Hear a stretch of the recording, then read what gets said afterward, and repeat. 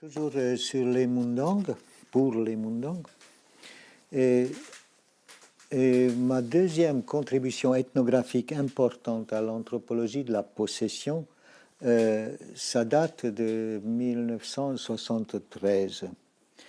Et ça concerne donc les femmes Mundang du Tchad et un culte totalement différent du culte Wolof des Rab, des esprits ancestraux. C'est un culte également thérapeutique, mais exclusivement féminin, ce qui n'est pas le cas. C'est un peu le cas pour le culte des Rab, mais pas tout à fait.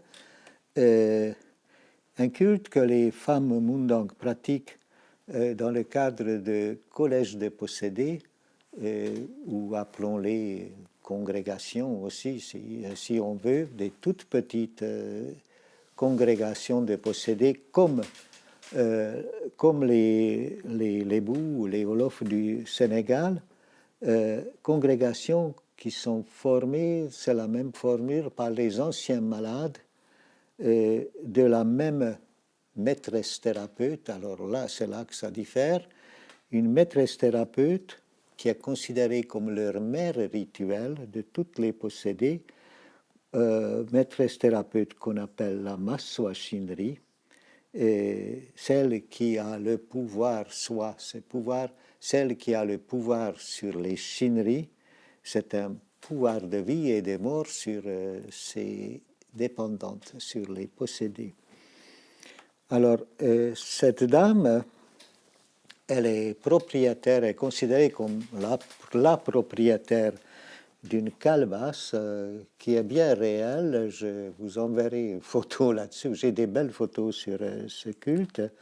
Une calebasse qui contient les supports matériels, qui sont les supports matériels en question sont des graines de sésame, supports matériels des âmes de Shinri, on appelle ça Che Shinri, des âmes de Shinri mortifères de ses enfants, des possédés qui dépendent d'elle, des graines de sésame qui sont prélevées au cours de la cure, prélevées tout à fait matériellement sur le sol. Et que cette dame, la Maswa Shinri, détiennent jusqu'à la fin de la vie de ses dépendants, de ses enfants rituels, comme un très puissant moyen de contrôle sur elle. Alors les possédés sont appelés les V Shinri, les enfants de Shinri,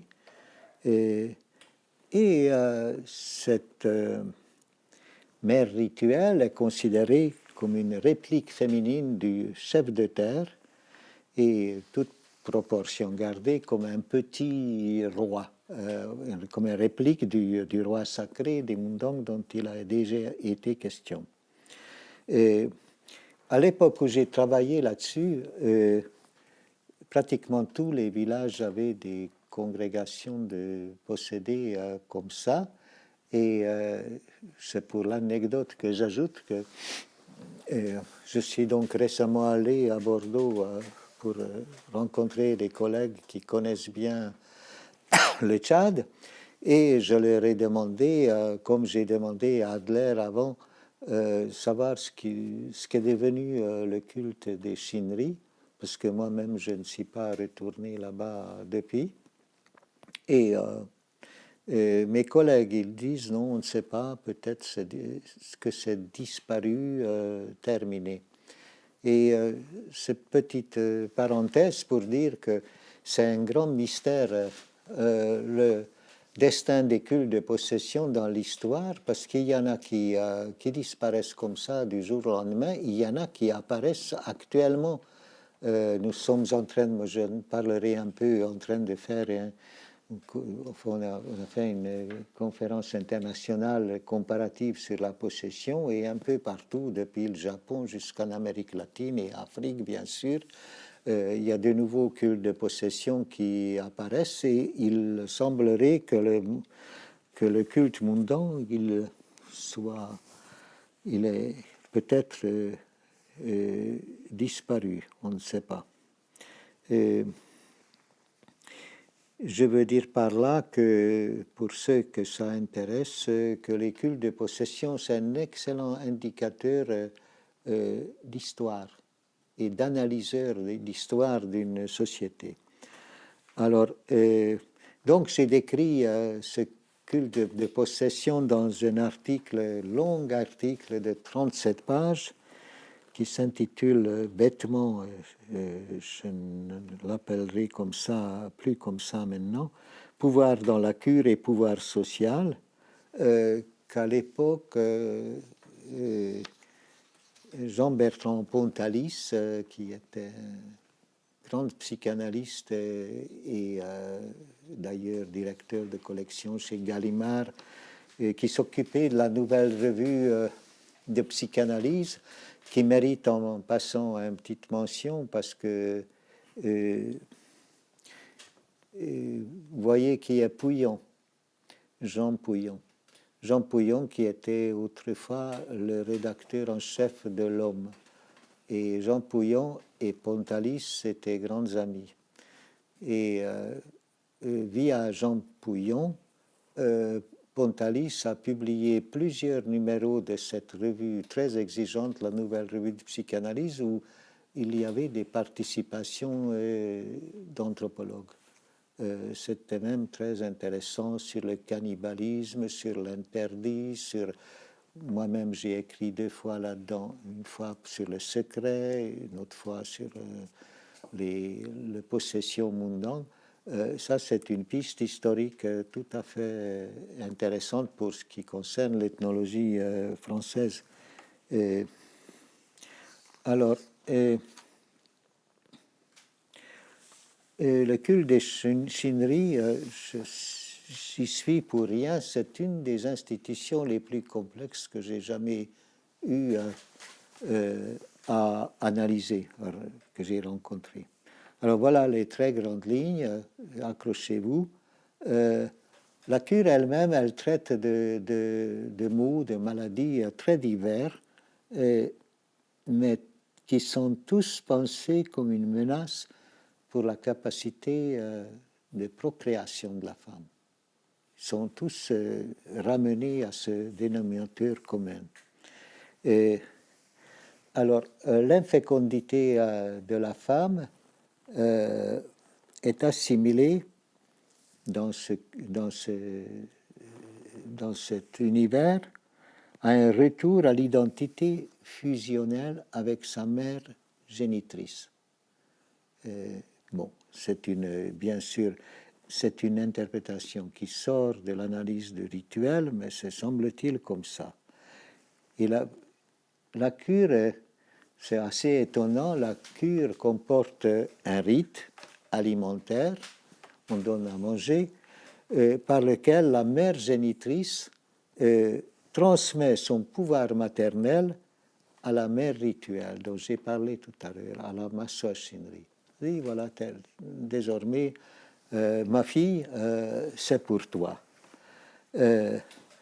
Alors, c'est là où il faut s'accrocher un peu. Le sens de ce rite, c'est clair par la représentation mondangue de la sorcellerie. C'est bizarre, mais c'est comme ça.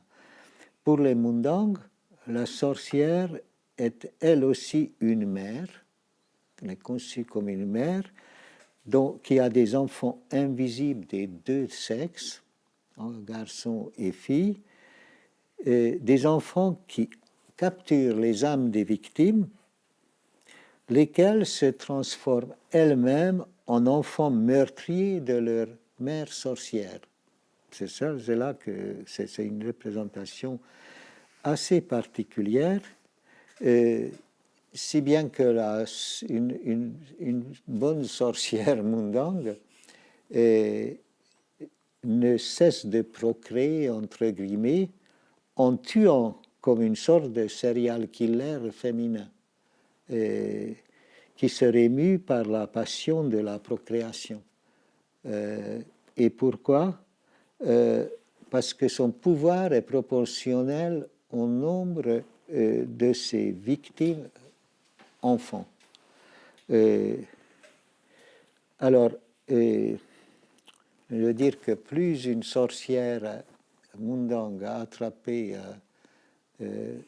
des victimes, plus elle devient rituellement fertile, alors que vous allez voir que c'est encore plus compliqué que ça.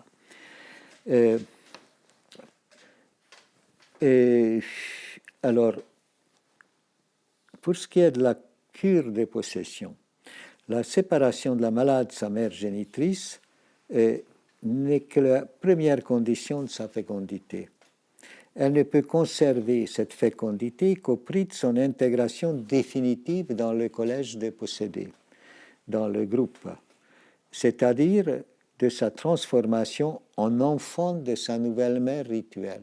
D'être intégré à la congrégation, ça signifie cela. Or, et c'est là que ça se complique encore, la maîtresse du collège, la Maswa Shinri, est une femme obligatoirement stérile, c'est une vieille, de sorte que la fécondité de ses enfants est gagée sur l'interdiction de sa fécondité. Vous voyez ce que je veux dire? Et des coupures symboliques obligées dans les chaînes de fécondité, comme nous disions ça, se retrouvent ailleurs en Afrique, comme faire les travaux de Françoise Héritier, par exemple. Mais le culte Mundang ne s'arrête pas à cette formule. En effet, le pouvoir de la maîtresse stérile des possédés réside précisément en ce qu'elle est la mère sociale prolifique d'enfants rituels, tout comme la sorcière. C'est là que la comparaison, vous voyez ce que je veux dire.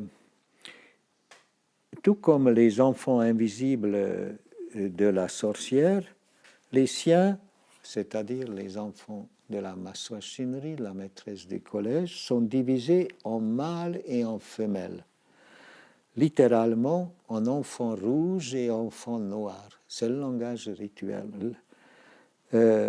Les rouges étant les hommes, considérés comme les hommes de la congrégation, dominants, et les noirs, les petites, les nouvelles, sont les femmes cadettes et dominées de la congrégation.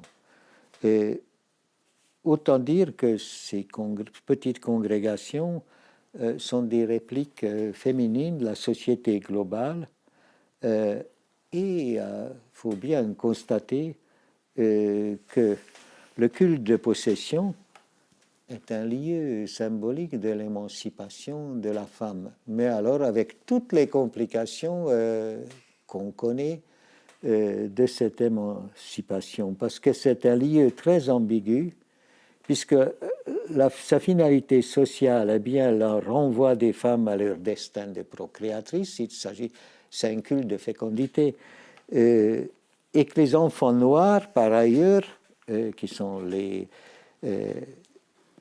sont brimés par leurs aînés à l'image de la femme au foyer.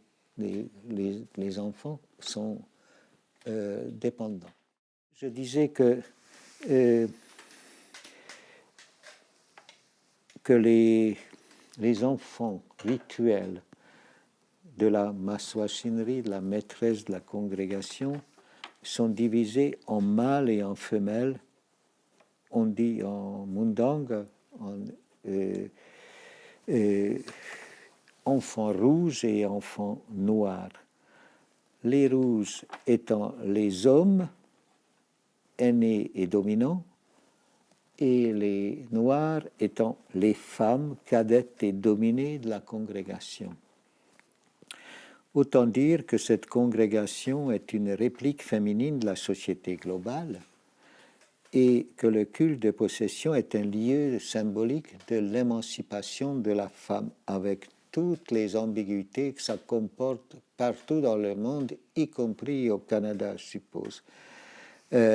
Lié très ambigu, puisque sa finalité sociale est bien le renvoi des femmes à leur destin de procréatrices dans la famille, et que les enfants noirs sont par ailleurs brimés par leurs aînés à l'image de la femme au foyer, rituellement brimés, j'ai vu.